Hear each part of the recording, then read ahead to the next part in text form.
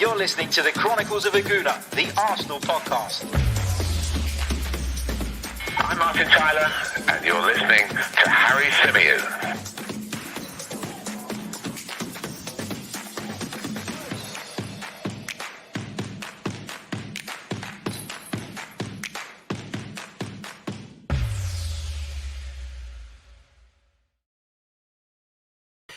Hello and welcome back to the Chronicles of a Gooner, the Arsenal podcast, part of the 90-Minute Football Network. As ever, I'm your host, Harry Symeou, and on this edition, we're going to be looking back at the Carabao Cup semi-final defeat at the hands of Liverpool. If you're watching us live, it's a very late night edition, so I appreciate you being here with us. Understand that it is late for a lot of people, so if you are watching this back on playback, or listening to this back via the audio platforms, a big hello to you guys as well. Not long walked in. I think I've been home for about 15 minutes, maybe 20. Just kind of been processing what it is that I saw tonight at the Emirates Stadium. I've watched the highlights back just quickly because, of course, when you're at the game, you don't always get to, you don't always get to see the replays that you want, etc., etc. I'm absolutely knackered. You can probably see it on my face. I've come in from the freezing cold into the warm. And it's, I don't really know where to start on this one. I'm probably going to start by using a bit of a dad phrase. And that phrase is, I'm not angry. I'm just disappointed. I guess that's the way to sum up how I'm feeling tonight. Because obviously Arsenal went to Anfield last time out with a depleted squad, went down to 10 men pretty early on, had our backs against the wall, defended valiantly, were very organised, were very strong, were very spirited, and managed to get a result that I think convinced a lot of people that we would then have enough to go through, or convinced a lot of people that we had a better chance of winning this tie than we actually did. And look, I understand why people took a lot of confidence from that. I kind of fell into that trap as well, of seeing Arsenal go to Anfield, be very, very good. And a lot of people were asking me the next day how much of it was Arsenal being very good defensively and how much of it was Liverpool being toothless without the likes of Mohamed Salah and Sadio Mane, etc., etc. And the answer I kept saying was a bit of both. It was a bit of both. Yes, Arsenal deserved huge praise and credit for what they managed to do at Anfield in the first leg and the fact that they brought a result back to the Emirates that gave us an opportunity to progress through to the final.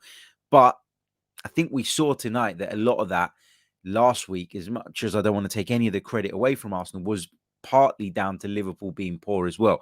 There's no doubt about it. They're a much better side than us. They're a side who are much further down the progression line in terms of their development. It's taken Jurgen Klopp, 6 seasons to get to this point where Liverpool are consistently one of the best sides in the country. The last couple of years have been very, very good for them as well. But the point I'm trying to make is that I think we kind of got sucked into this idea that Arsenal were the favourites going into this second leg. And I kept saying it in the lead up, it was a straight up shootout between Arsenal and Liverpool for a place in the Carabao Cup final. And of course we were at home. And when you're at home, you feel more confident, you feel more optimistic. And the last home performance we'd seen was that wonderful display against Manchester City where we all felt desperately unlucky that we didn't get anything out of the game. So you can understand why people felt optimistic. But let's start with let's start with where it all kind of began, and that's obviously with the team selection. Now, when the team came out, I think in a lot of people's eyes, it was a better team than we maybe thought we might see. There were question marks over Tomiyasu, over Odegaard, over Emile Smith-Rowe, over Bukayo Saka, who obviously picked up a knock.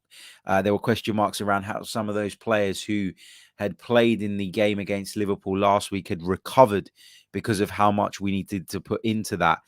But I just think there were just too many players tonight that weren't at the races physically, weren't at the races in terms of sharpness, and not just physically, but mentally as well. I think sometimes you see that, when a player's out of match practice, you can see the decision making is not quite being done at the speed it needs to be done. I think that one player who in particular for me stood out in that sense was Takahiro Tomiyasu.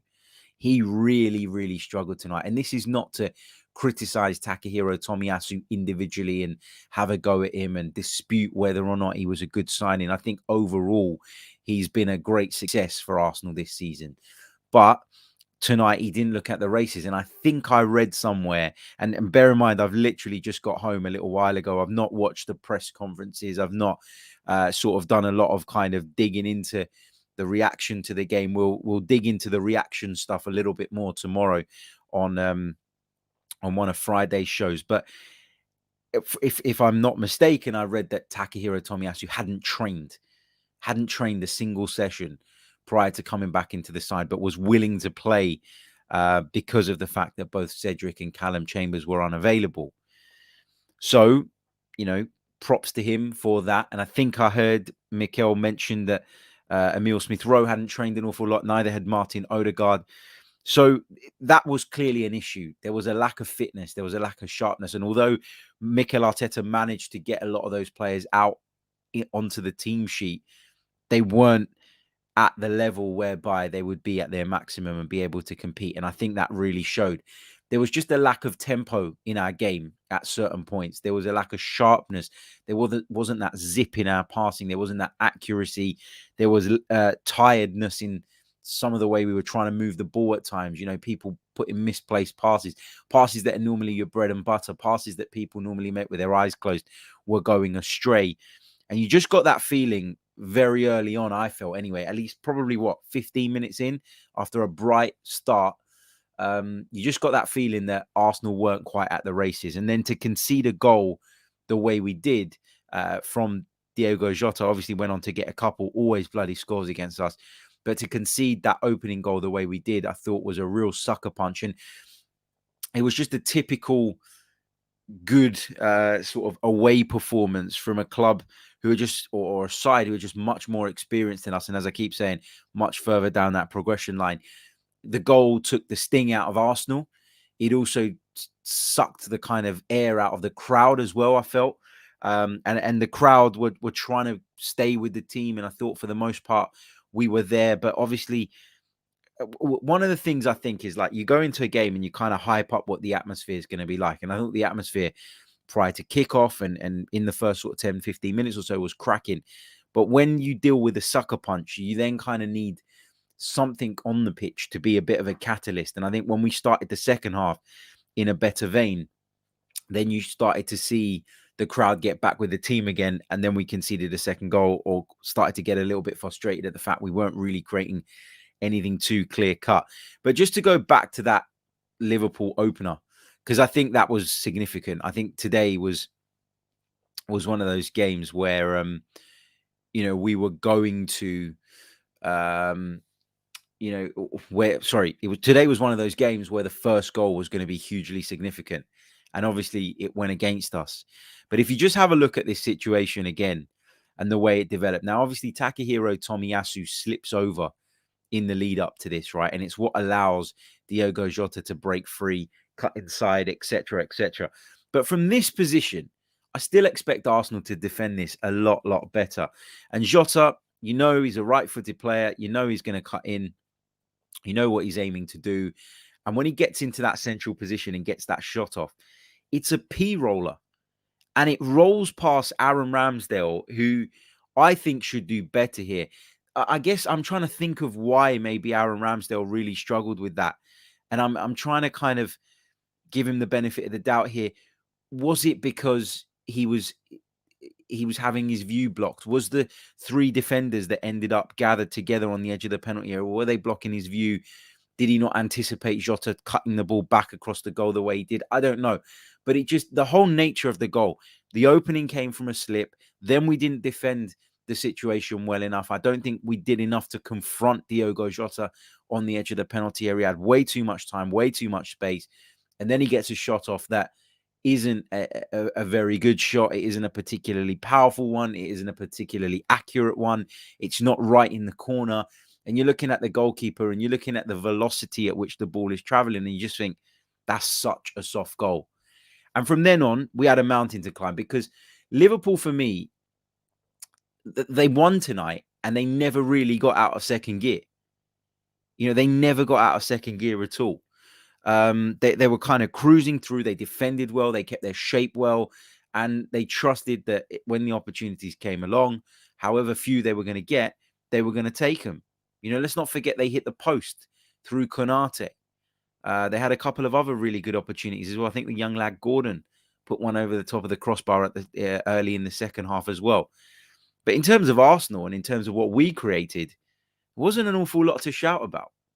There really, really wasn't. You can think of when we went close, Laka's free kick early on off the top of the crossbar. Not sure if Kelleher got a little hand to that. There was that situation. There was the chance that Lacazette missed at the start of the second half. That was a cracking chance. And we'll come on to talk about Lacazette in a minute because I think it's an important discussion and it's an important topic to make sure that we do cover. But just kind of circling back around and taking it to the Arsenal team selection, I think I worried that we were going to get done in midfield. I worried that there was a real lack of balance in that midfield. And I think we saw that tonight. Sambi Lokonga is a really talented young man. And I think he's a player who will get to a very high level. But is he there now? No, he's not. Is he suited to being a single midfield pivot? I don't think he is. Did he look nervous at times in the first half? I thought he did. Was he put into difficult situations when Arsenal were trying to play out from the back? Yeah, I thought he was. I thought at the start of the second half, he seemed to grow in confidence. When Arsenal were having a better spell, you could see Sambi kind of getting going and taking players on and carrying the ball and playing more confident passes. And every pass had a bit more purpose, a bit more zip, a bit more tempo in it. He was starting to ping the ball around and I thought he looked a little bit better. But what we tried to do tonight was obviously accommodate the fact that we were really short of midfield options by asking Martin Odegaard to play in a deeper role. And Martin Odegaard was probably the best player for me in an Arsenal shirt tonight. I thought he did a lot of good on the ball. I thought he dropped his shoulder brilliantly on a few occasions to get away from people, create little bits of space, sprayed passes out into certain areas, carried the ball forward well at times. But you're asking him to play a role that doesn't suit him. You're asking him to step out of the position from which he normally affects games and go and try and affect the game in another way. And that doesn't work. I've spoken about it before. I think when you try to fix one position, but you then sacrifice others to do that, I think sometimes you're doing more damage than good. Then you've got two players essentially playing out of position as opposed to one just having to do a job that may be a little bit foreign and a little bit alien to them. So asking Odegaard to drop there was something that I don't think Mikel Arteta had much choice in when you look at who was available, but it was something certainly, in my opinion, that didn't really work for us. Equally, you can't leave Sambi on his own. A lot of people pointed to the fact that when we went down to 10 men at Anfield, Sambi did a pretty good job where he had Saka and Martinelli either side of him. Yeah, but the difference was that there was a back three behind him. There were three centre-halves, which gives you that added stability. And tonight, we went with two. So that changes things there. As I say, look, I don't even want to go in on Mikel Arteta because I don't think he got an awful lot wrong tonight. I really don't. If I'm being super critical of Mikel Arteta, the only thing I would have done differently tonight, if it were me, would have been to, when Lacazette got to the point where he was blowing out of his arsehole and he was walking the disciplinary tightrope, I'd have taken him off, brought Nuno Tavares on the left-hand side and pushed Gabriel Martinelli through the middle. That's what I would have done. But that's the only thing I think that Mikel Arteta probably got wrong tonight. So, there will be, of course, noise off the back of this. There always is. Every time Arsenal don't win a game of football, it's Mikel Arteta out. It's Mikel Arteta this. For me, that's not the issue tonight. Mikel Arteta was not the problem. Our options were extremely limited. You only had to look on the substitutes bench to understand that. You only had to look at the fact that we're bringing on Thomas Partey, who's just got back from the African Cup of Nations a matter of hours ago. The fact that we're having to then bring him on shows you how light we are in that area and how desperate we were to try and pull something back. So I think the team selection was as good as it could have been, but we were really, really lacking in options. And as I say, you look to that substitutes bench. Who inspires you? Who do you look at and feel could come on and really impact the game? Players like Emile Smith-Rowe weren't at it tonight for whatever reason. Fitness probably played a part in that. Bukayo Saka wasn't at it tonight. Was that due to, being tired, burnt out a little bit? Maybe. So I just think that there was just too many players not at the races tonight for a number of reasons. Some just didn't play well. Others weren't up to it physically, clearly. But at the end of the day, when you play a team that are that much better than you, and Liverpool are that much better than us, right? I think that there is a clear gap, gulf in class between Manchester City, Liverpool, and probably, barring the last few months, Chelsea as well, in comparison to everybody else in the league. And I think when you consider what that gap is, you feel like you almost need to be flawless, especially over two legs. In a one-off game, anything can happen. But over two legs, you kind of need to be flawless to get through it. And you need to be flawless to make sure that you get over the line. And I thought after the red card in the first leg, we were pretty much flawless. But tonight, we certainly weren't. There were too many players, as I say, who didn't perform at the level required, who were under par, who didn't look fit. Looked as though the confidence as Liverpool kind of continued to suffocate us throughout the game and made it really, really difficult for Arsenal to create anything of note. I thought that really started to impact our confidence. You could see that this was a young team, a team that weren't quite assured and weren't quite believing in themselves that they could go on and turn this tie around. And I think the kind of biggest indicator of that, or one of the big indicators of that, was the fact that we very early on in the game abandoned the kind of passing play or passing football that has worked so well recently under Mikel Arteta, and opted for this decision or this idea to give the ball to a centre-back, whether that be Gabriel, Ben White, or even Aaron Ramsdale at times, and ping the ball right to Bukayo Saka on the right wing and hope that he beat Andy Robertson in the air, or to try and do the same thing on the left-hand side and hope that Martinelli would get some change out of Trent Alexander-Arnold. And it just felt like it was a strange approach. It was something that we don't see that often. Have we tried to hit those players and exploit those spaces in behind fullbacks? Yeah. Do we do that quite a bit? Yeah, we do. But to do it tonight when Liverpool were largely in deeper positions felt like a kind of we don't have an idea what else to do kind of moment. Like that's how it felt to me. It was like Arsenal were looking at it and going, well, we can pass it across the back line and we get it into the right back position and then go back centrally. But there's no penetration, there's no movement, or there's not enough movement. We're not getting any joy. We're not breaking the lines. We're not breaking this team down. So let's ping it into the areas where we know our best players are and kind of hope that they can make something happen. And I thought, to be fair to Gabriel Martinelli, he was the one guy in that Arsenal team tonight where you looked at and you went, well, if anything's going to come from someone, it's going to come from him. He was a live wire all the time. I don't want to be critical of Gabriel Martinelli, but he kind of, he shouldered that responsibility, and you love that. You love your players to be brave and take that kind of thing on their shoulders. And again, please don't take this the wrong way, but there is still a bit of naivety there. There is still a bit of, I'm going to do it myself. That kind of attitude that you need at times, but also can be counterproductive at other times. And I thought the way he kind of, he won the ball back brilliantly, and then he lost it because he held on to it for slightly too long in the lead up to Liverpool's second goal, which ultimately put the tie to bed. But yeah, just going back to that midfield, the midfield balance just certainly wasn't there. And it's a big, big problem for us.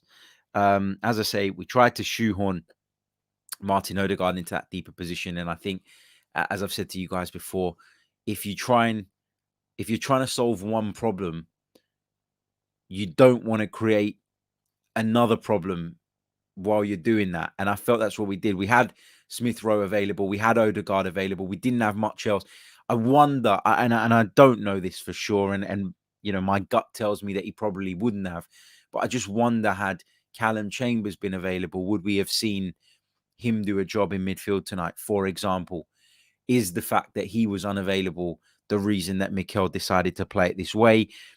I don't know. I really don't know. But then you bring Thomas Partey on, who I mentioned, that, returned from the AFCON just hours ago. And, obviously was willing, obviously was happy to help the team out. And he comes on and he gets himself sent off. And look, when you watch the second challenge back, the one that he received the second yellow card from, or for, you could maybe argue that that was a red card in itself. So we can have no complaints at Thomas Partey's dismissal. And actually, we should be counting our lucky stars that it was a second yellow card and not a straight red, because the way he goes over the top of the player's ankle, for me, is obviously not right.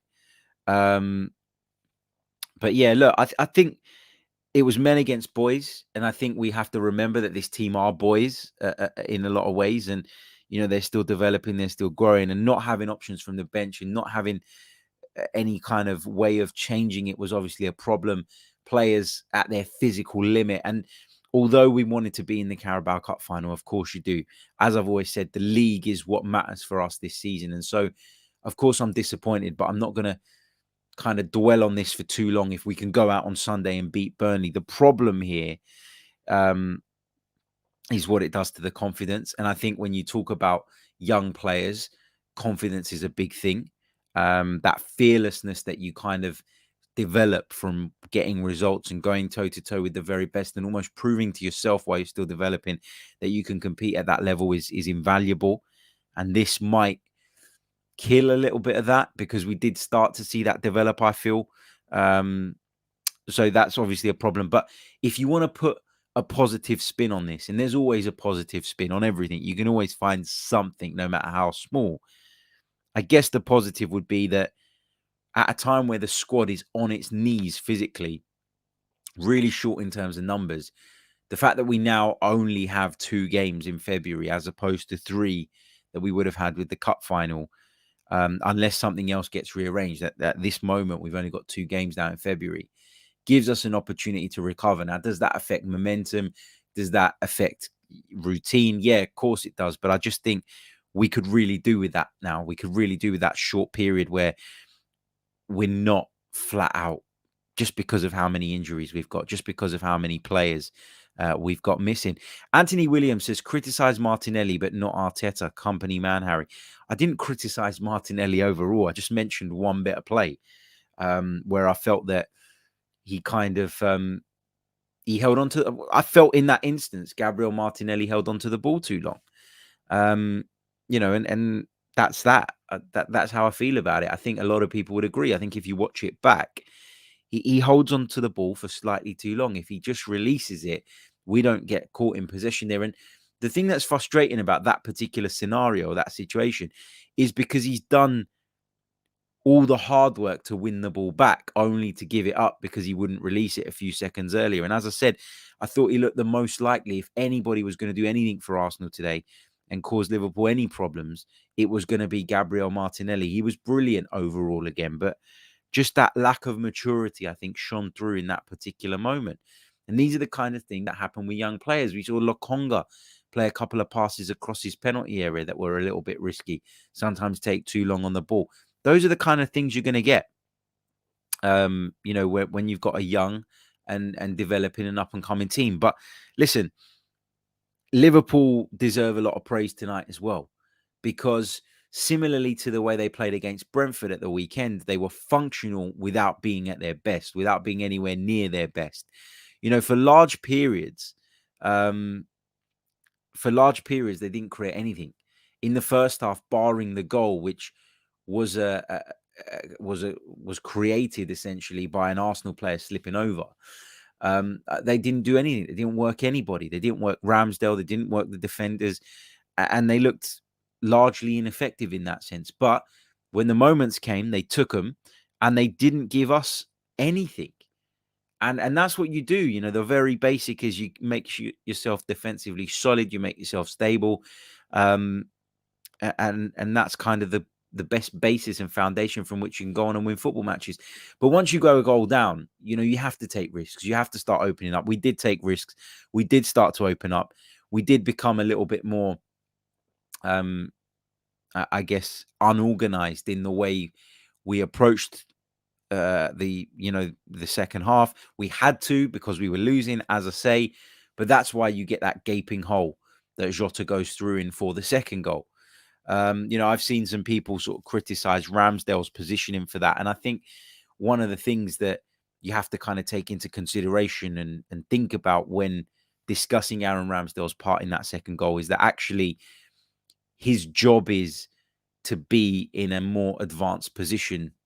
His part of his role is to be a support to the centre backs, to the fullbacks, someone that they can play the ball back to, and someone who's going to play like a bit of a sweeper keeper at times. So Ramsdale's starting position was a bit high, but that starting position has brought us many benefits. Him clearing things, him being involved, him being able to be more accurate in his distribution, because the distance from which he's playing the pass to its destination is much shorter. So I think that's just part of what Ramsdale's instructed to do. It's part of his game. It's one of the characteristics that Mikel Arteta and Arsenal would have looked at and said, yeah, that will do us. We'll have him. So you can't spin that as a negative now. Does it have drawbacks at times? Yeah, of course it does. But overall, there's more positive sort of connotations to that, that high position from which he starts than there are negative. So, yeah, I mean, interesting. Look, I'll go back to the point I made right at the top of the show. I'm not angry. I'm just disappointed. That's exactly how I feel. Did I expect us to beat Liverpool over 2 legs going into the tie? No. Did I feel really optimistic, though, having gone to Anfield and got a 0-0 draw? Yeah. And did I allow myself to fall into that kind of pit of optimism? Yeah, maybe. But at the end of the day, what's the point? What's the point in supporting and following and getting behind a team if you don't believe? You got to believe. Unfortunately, tonight, Arsenal didn't turn up. Arsenal didn't perform anywhere near as well as we can. And that's what makes it disappointing, that we do know that Arsenal can play at a much higher level than that. And we didn't see it tonight. I want to talk a little bit about Alexander Lacazette,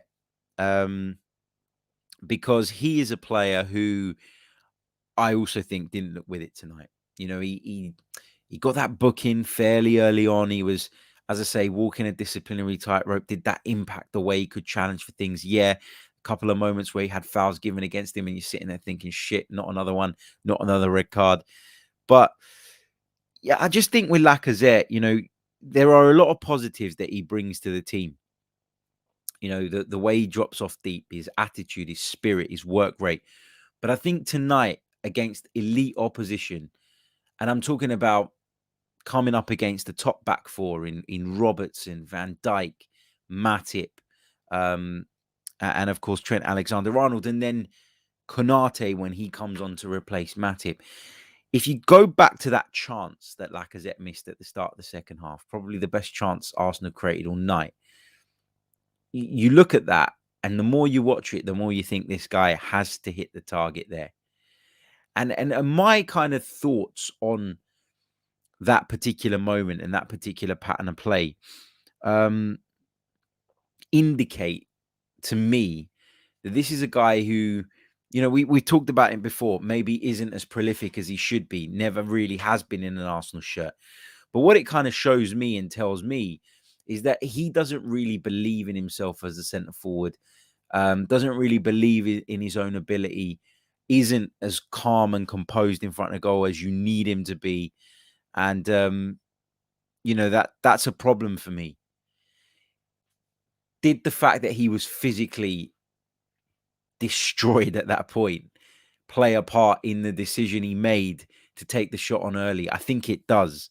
But even still, I think we've always seen signs that Laka isn't as prolific as we need our centre forward to be. And obviously, there's a lot of talk about Vlahovic during this window, and we'll have to wait and see if anything materialises on that, or if indeed Arsenal go out and get someone else. We heard tonight, just before the game, that Arsenal were looking at a goalkeeper from the MLS, currently playing his football at New England Revolution. And I got to say, I don't know an awful lot about him. So I'm sure we'll do a little bit more of a deep dive on one of Friday's shows and go down that rabbit hole a little bit further. But it's clear, it was clear to me tonight that when we play against the very best opposition, and the very best centre-halves, we need a striker who's going to give them more to think about. And when you consider what Lacazette showed tonight, I think that Van Dijk, Konate, Matip, whoever it was, I think they all had an easy ride. He never posed a threat to them physically, i.e. when we went long. He never caused anybody any problems. He never backed into people as much as he does usually. And even if he does against two physical lumps like those guys, he's going to have very little joy. He doesn't possess the kind of pace that you can play him in behind with, and he can cause you a problem, make you turn and chase back towards your own goal. He doesn't do that. Doesn't really have that guile in and around the penalty area to kind of drop a shoulder, lose a man, create half a yard of space and get a shot off. And it just felt to me like I was watching it really closely. It just felt to me like the two Liverpool centre-halves just had a free ride all night. And that is unacceptable. You need to put them under pressure. You need to make them feel when they're at the Emirates Stadium in particular that, you know, they're on edge. You need to put them on edge. You need to unsettle them, unnerve them. And I just never felt that Lacazette did that at any point. Going back to that missed chance, when the ball goes over the top and he brings it down, I mean, listen, I played as a striker and obviously not at Premier League level or anything like that. But when I saw it initially, my first thought was, right, you've taken a first touch, but you haven't really set yourself with that first touch. You need another touch. You need another touch to set up the best possible situation from which you can finish. And he doesn't do that. He just snatches at it. As soon as he takes that first touch, he snatches at the opportunity and he puts it over the top of the post, over the top of the crossbar. Why does he snatch at it? Is it because he's so tired that his decision making's gone, that he doesn't feel he's got it in him to take another good touch before getting the shot off? Does he panic? I don't think it's panic. I don't think it's a lack of composure. You're not talking about a young kid who's come onto the pitch for the first time and his eyes have lit up and he's just snatched at it. Talking about a very experienced campaigner. I think it's a lack of belief in some of his own attributes. And I think the fact that you're playing against somebody like Virgil van Dijk, who is in the vicinity, but, you know, it isn't close enough really to you to have that much of an impact. The fact that he's playing there, I think, plays on Lacazette's mind. But if Lacazette's giving him, if you're a striker and you're giving the centre-half trouble all night, you feel confident. You feel like you're the one forcing the issue, like you're the one at the top of your game. And maybe you're a little bit more confident and maybe you make a different decision on that basis. But he doesn't feel he has the pace once he takes that first touch to accelerate away from a defender and create a better opportunity. He doesn't feel like he clearly has the physical attributes to hold off somebody like Virgil van Dijk if he comes breathing down his neck. And I think all of those things, a lack of confidence in front of goal, you know, a lack of belief in his pace, in his physicality, a fear of Virgil van Dijk. I think all of those factors I've just mentioned come into the player's mind, and that's why he snatches at the chance and he misses it.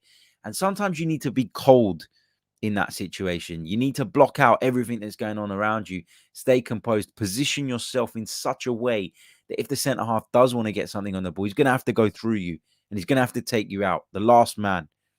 And then, of course, there are consequences to that. And I just, at that moment, Vlahovic came to mind. And I was looking at it and I was thinking, what would Vlahovic do? Now, I'm not even saying that we're going to get the player, but what would an elite striker with a far bigger physical presence do in that situation? I think he takes another touch and sets it onto his, you know, stronger foot at a much better angle and positions himself, uses his frame, uses his body in a way that means no defender is getting anywhere near it unless they go through him. And that is what I believe somebody like Vlahovic would have done in that situation. So although I adore Alexander Lacazette and I would give him a short-term deal because I think he brings so much to the squad, I just think that tonight was a real example of why, although this team has improved in a lot of areas, if we don't get ourselves a top centre forward, we're never going to be able to finish things off. Not against the big sides, not enough, not frequently enough. You know, at this point, you don't know whether he's finishing his dinner when he's in front of goal. And that's not meant to be like, oh, let's take the piss out of an Arsenal player. But you're just never convinced with him. And that's a big problem for me. Yeah, there are other things he brings to the team, but there've got to be forwards out there that can bring you those things to the team if it's coached into them, but also bring you a coldness, a calmness, and a killer instinct in front of goal. And I just think that Laka lacks that, I got to say. Let's take a few of your questions between now and the end of the show. We'll go for around about 10 more minutes. So let's take some of your questions. Apologies, it's not the longest episode this evening, but I am absolutely shattered, and we will be back tomorrow to discuss it all in more detail. Just a quick message from our sponsors if you're listening via the audio platforms. Right, let's take some of your questions from the live chat box. Let's see what you've got for me. Keep them coming. Pop them in the chat. While you guys are doing that, make sure you hit the like button on the video. There's over 300 of you with us live right now, which is incredible because it's midnight here in the UK. Just over 300 of you watching. Smash the like button if you haven't done so already. We've only got 62 likes on the board, which is just not good enough. We should be over the 100 mark. There's enough of you watching, and it really, really does help. Also, subscribe to the channel if you are new. If you'd like to go one further and support me in bringing you more Arsenal content, and for an opportunity to get onto our members podcast, you can sign up and become a member and support me here to continue with this channel and with this podcast. Right, let's take some of those questions. Diogene says, will Martinelli become world-class under Mikel? It's a really good question because I think there was a lot of talk last season around Mikel and his relationship with Martinelli. And there were a lot of people that felt that actually Arteta was holding Martinelli back. I would argue that I think Martinelli now, today, is a much more complete player than he was 12 months ago. I think tactically, he's got better. I think positionally, he's improved. I think, although I said that he held on to the ball a little bit too long in the lead up to Liverpool's second goal, I think he's got better at making those decisions in general. I talked about it earlier in the season that it feels like he used to be a guy that played at 100 miles an hour from 0 to minute 70 and then was dead on his feet. Whereas now he's kind of learnt to pace himself a little bit more, and he's been able to maintain those bursts of pace and the physical, obviously, side of his game for much longer. And that's because he's sort of being more game efficient. He's managing himself better within games. Look, I'm not going to sit there and say that Martinelli wasn't a great player prior to Mikel Arteta's arrival, because I think even under Unai Emery, there were signs of what a top player, this young guy could become. But I think you have to give Mikel Arteta some praise as opposed to criticizing him over the way he's kind of coached Martinelli behind the scenes and then given him the opportunities now. And as long as Martinelli's repaying that, then he's going to keep playing. And he is playing at the moment. So I think, he's got a good chance of achieving great things in the game, regardless of who his coach is. But of course, I do think Mikel's doing a good job with him. And I think Mikel was credited with a lot of Raheem Sterling's development, a similar player who played from the left wing, not similar in terms of all his attributes, but obviously played from the left wing, wanted to get in field a bit more and score more goals and be more involved in that sense. And I think he's doing a good job with young Martinelli. Fred Atai says, do you think it was right to bring on Partey? Look, I think it's really easy to say it wasn't now that he got himself sent off. But at the time, I thought we needed it. I thought we needed a bit more stability in the midfield. I felt like we were getting overrun. The game was being controlled. And although Partey may not have been at his peak physically, having just returned from the AFCON, you felt that he could give you a little bit more experience, a little bit more professionalism in that particular area of the park. Look, people will say it wasn't because of the fact that he got sent off and now he's suspended. And he and Granit Xhaka are both suspended now for the game against Burnley. But I would argue that Mikel Arteta wasn't to know that he'd get himself sent off the way he did. So I'm not going to, really kind of stick the knife in or stick the boot in on that. I think it's unfair. The Mikel Arteta talk, one of our members, hope you're well, man, says, question for Harry, do you think we can get top four? I think we can. Will we? Not sure. But that's not based on tonight. My opinion on whether Arsenal could get the top four has always been we can, but it would be a great achievement and it will be a very, very positive season because, and the reason for that is because at the start of the season, I didn't think that was a realistic aim. I thought it should, let me rephrase that. I thought it should be the aim, but I didn't think it was something that we were kind of nailed on to do or something that we should necessarily expect. So yeah, we can get the top four, but it's going to be different. It's going to be difficult. It's not going to be easy. Let's take a few more of your questions. Lucas81 AFC Gooner Forever says, happy birthday to your missus. Thank you very much, mate. I incurred the wrath by going to the game. Well, no, to be fair, she was cool about it, but you leave your missus on her birthday to go to a football match. The last thing you want is to get beat and to come home in a bad mood as well. But he goes on to say, I just think we lack fitness. And remember, players been out with COVID. No players brought with AFCON going on. They knew about that. Probably won't read this one out. No, I will. I did. There you go. I did read it out. Thank you very much, Lucas. Miles says, why is Arteta forcing unfit players to play instead of giving a chance to a youngster from the academy? Look at Liverpool. They've always gone to their academy without hesitation. Miles, you're talking about a club that literally got a bunch of fake positive tests to get the game called off because they didn't fancy playing it. They didn't feel that they were at top strength. You say that they go to their academy. The players that played from their academy tonight, or the player that started was that young Gordon, right? Where did he play? He played as part of a front three with a midfield of experienced campaigners in behind him, with Liverpool's first choice backline, with Roberto Firmino and Diogo Jota alongside him up top. You can pick one or two players from your academy and chuck them in, and it doesn't have all that much of an impact. But you forget that a lot of the players that are playing in Arsenal's team would be in academies at other clubs. Mikel Arteta has given plenty of youth a chance. It's a completely unfair criticism to say that he doesn't give youth a chance. He chucked Charlie Patino in at Nottingham Forest. Look how that went. So I don't think Mikel Arteta's wrong in the way he's handling things. He's got a very limited group of options at the moment. A lot of that is our own doing because of what we've done in terms of letting players go. But were we supposed to pause all the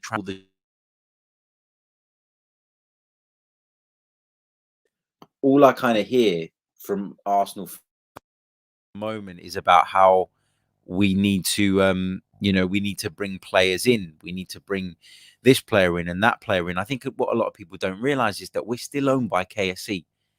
The wheel hasn't changed overnight. The wheel's not been reinvented. We still need to move players out and get them off our wage bill to bring others in. And so moving on Kolasinac, moving on Pablo Mari temporarily, moving on Ainsley Maitland-Niles, moving on potentially Bernd Leno if that's true as well.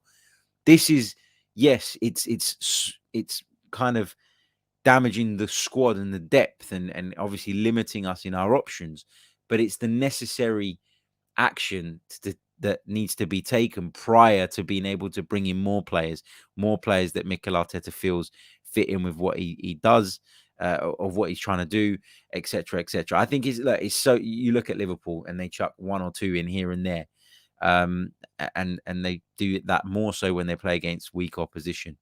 But that it's a completely different thing. They've got a stable, secure side of experienced players. Even our backline, Tomiyasu,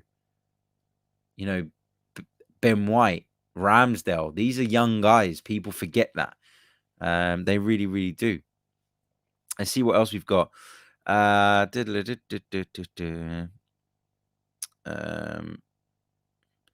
Wandering Minstrel says, thanks, Harry, and all the Gooners here. I'm off to bed. I'm sea fishing in 5 hours' time. Enjoy. Probably a lot more therapeutic than listening to us moan about Arsenal, to be fair. Let's see. Agree with this from Izzy. We have the youngest team in the Prem anyway. We can't go much younger. If we go anything younger, we'll be taking kids out of school. I'm going to take one more.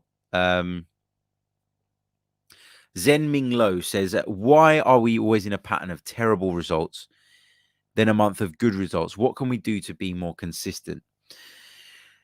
It's tough. That's the kind of $1 million question. If Mikel Arteta had the antidote to our inconsistency, I'm sure he'd apply it. But I guess it's something that we should expect when we're talking about a group of young players.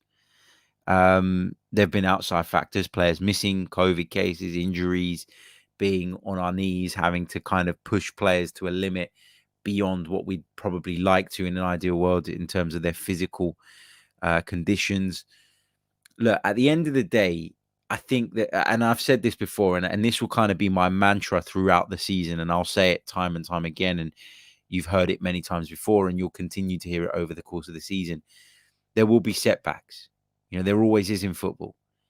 But I think for me, the big thing is how we react to those setbacks and how quickly we respond to them and how good we are at making sure that we get over them quickly, i.e. we need to win on Sunday. You go out there, you beat Burnley, a team that you should be beating at home, you get back on track in the Premier League, and all of a sudden, the pain doesn't go away from the defeat in the semi-final, but you start to be able to live with it and move forward. And then you have confidence that the next time a setback comes along, once again, you'll be able to rise up and get through it.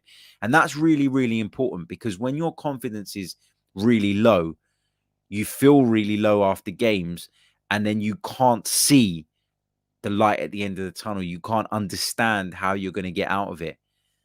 But if you continuously go through that, if you continuously bounce back, it toughens you up mentally, because when you next suffer a setback, which you will, it's the nature of the game and the sport, you will then be in a headspace where you're going, okay, I'm in a bad place. We're in a bad place. We've had a bad night. We've had a bad day, a bad performance, whatever it might be.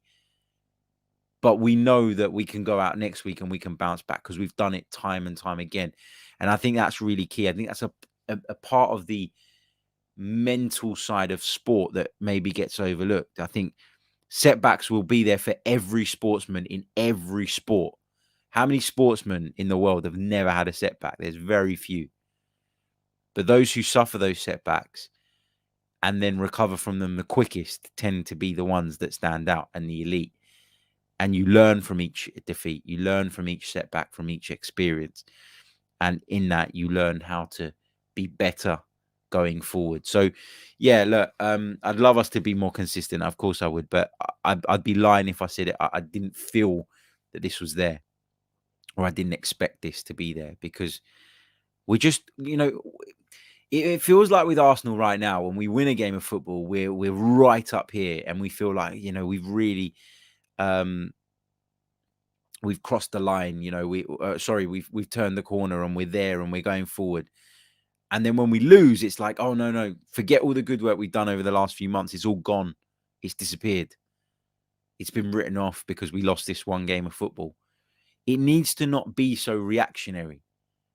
You can lose a game without it meaning that everything you've done in the last 3 months was pointless.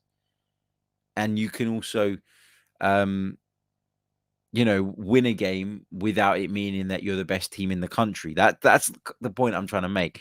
And I'm guilty of getting sucked in, because I really do feel invested in this side. As I've said to you guys before, I got guilty of getting sucked into the idea that we were the favourites somehow to go through in this tie. We weren't. It was a straight up shootout, a one-off game with Liverpool, who are a much better side than us.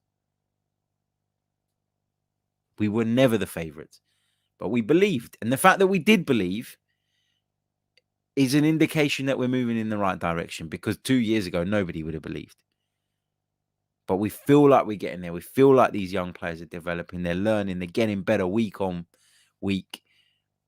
And there's a lot of love for them. And I think that's contributing to it. So going to finish up the podcast there, because it is late. It is 12:15 and I've got a really long day, busy day tomorrow, in which I'll be recapping a lot of this, talking about Arsenal, talking about some transfer bits as well. Plenty of content coming your way.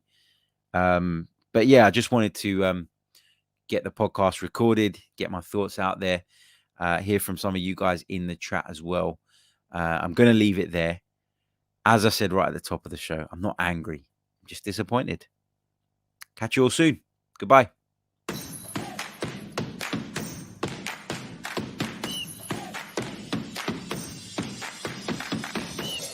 You're listening to the Chronicles of a Gooner, the Arsenal podcast. I'm Martin Tyler, and you're listening to Harry Symeou.